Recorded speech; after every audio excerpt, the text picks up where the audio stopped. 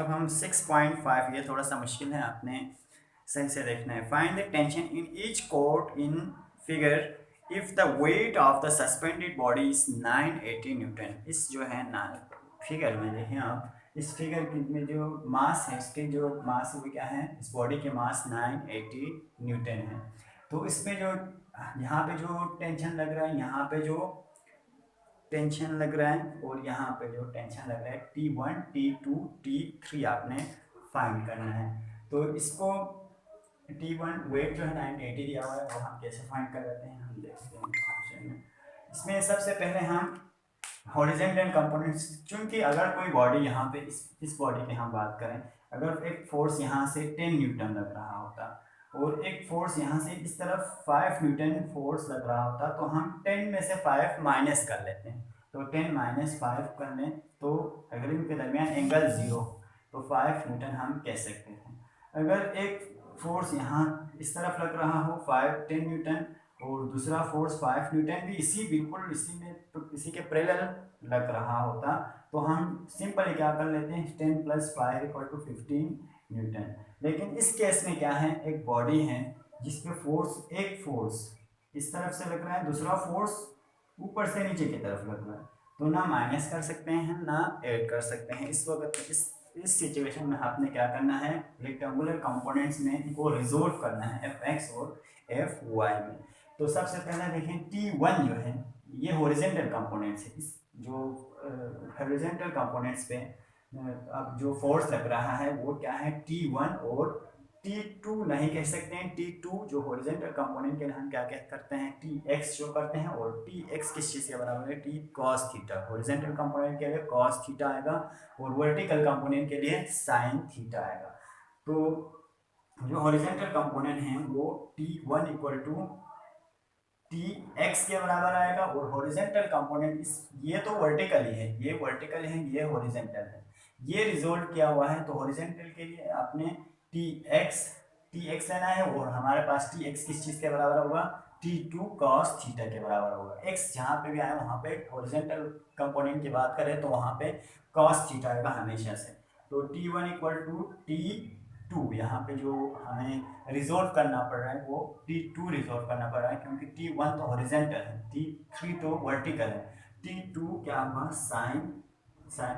cos theta के बराबर होगा, और T1 = T2 cos थीटा जो है 45 cos 45 एंगल यहाँ पे कितना बना है, cos 45। तो T1 = T2 cos थीटा की वैल्यू हम अगर कैलकुलेटर cos 45 अगर आप पुट कर लेंगे तो 1/√2 आएगा, और 1/√2 की वैल्यू क्या है, 0.707। 0.70 में इस तरह लिख सकता हूँ, 0.707, और T2 इधर के ऐसे ही लिखना है। इसकी वैल्यू तो नहीं आई, T2 की वैल्यू हम बाद में फाइंड करके पुट कर लेते हैं। इसको मैं इक्वेशन ए का नाम देता हूँ। अब आपने T3 वर्टिकल कंपोनेंट देख लें, वर्टिकल कंपोनेंट इसी का वर्टिकल कंपोनेंट देखें तो क्या होगा, अब इसी का वर्टिकल कंपोनेंट देखना है। Fy जो है, Fy जो इस पे लग रहा है, फोर्स जो y कंपोनेंट में लग रहा है वो क्या है, वेट के बराबर है। वेट बिल्कुल नीचे की तरफ लग रहा है, और जो फोर्स जो है Fy कंपोनेंट जो है वो ऊपर की तरफ लग रहा है। तो W किस चीज़ के बराबर है, mg के बराबर है। W जो है mg के बराबर है, और जो y कंपोनेंट में जो फोर्स लग रहा है Fy हो, तो यहाँ पे क्या पुट करना है आपने, F sin थीटा पुट करना है। Fy पे F sin थीटा पुट करना है, Fx पे हमने cos थीटा पुट किया था, और W जो है हमारे पास दिया हुआ है वो किस चीज़ का है, 980 न्यूटन के बराबर है। तो थीटा भी हमें दिया हुआ है, थीटा अगर यहाँ पे 45 बन रहा है तो यहाँ पे भी 45 ही होगा। तो यहाँ पे भी 45 ही होगा। तो F sin 45 करेंगे तो 980 न्यूटन के बराबर आएगा, और F sin 45 भी बिल्कुल इसी के बराबर ही आएगा, 707 के बराबर आएगा, क्योंकि sin 45 और cos 45 दोनों जो है 1/√2 के बराबर हैं, और अगर उसको आप हल कर लेंगे तो 0.707 के बराबर ही आएगा, और 980 न्यूटन। यहाँ पे फोर्स जो है वो टेंशन है, टेंशन लग रहा है, टेंशन का फोर्स लग रहा है, तो हम F की जगह पे T लिख सकते हैं, T3 लिख सकते हैं, T2 सॉरी, T2 लिख सकते हैं। तो T2 हम फाइंड कर सकते हैं, T2 इक्वल टू 980, यहाँ पे मल्टीप्लाई हो रहा था T2 के साथ, इस साइड पे जाके 707 न्यूटन।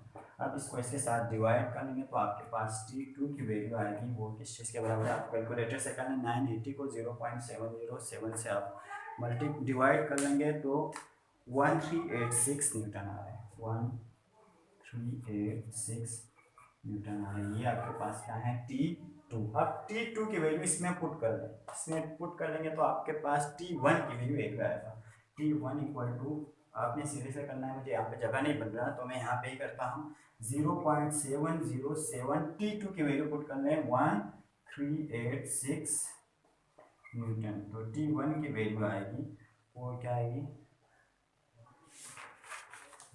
980 Newton, 980 Newton. तो ये आपके पास T1 आ गया। अब आपने T3 फाइंड करना है, वो तो सिंपल है, T3 किस चीज़ के बराबर है, T3 जो है, यहाँ पे आप देखें वेट नीचे की तरफ लग रहा है और T3 ऊपर की तरफ लग रहा है, T3 ऊपर की, टेंशन ऊपर की तरफ लग रहा है, वेट नीचे की तरफ लग रहा है, तो T3 जो है W के बराबर ये होगा, और W हमें पता है 980 न्यूटन के बराबर है, तो T3 हम सिंपल इस तरह फाइंड कर सकते हैं। तो ये दो फोर्सेस जो हैं वो बिल्कुल पैरेलल भी नहीं था या परपेंडिकुलर भी नहीं था, तो इसको एक अलग एंगल बना के इस पे लग रहा था फोर्स, तो इसको हमने रेक्टेंगुलर कंपोनेंट में रिजोल्व किया और फिर सोल्व किया, T1 और T2 की वैल्यू हमने फाइंड कर दी।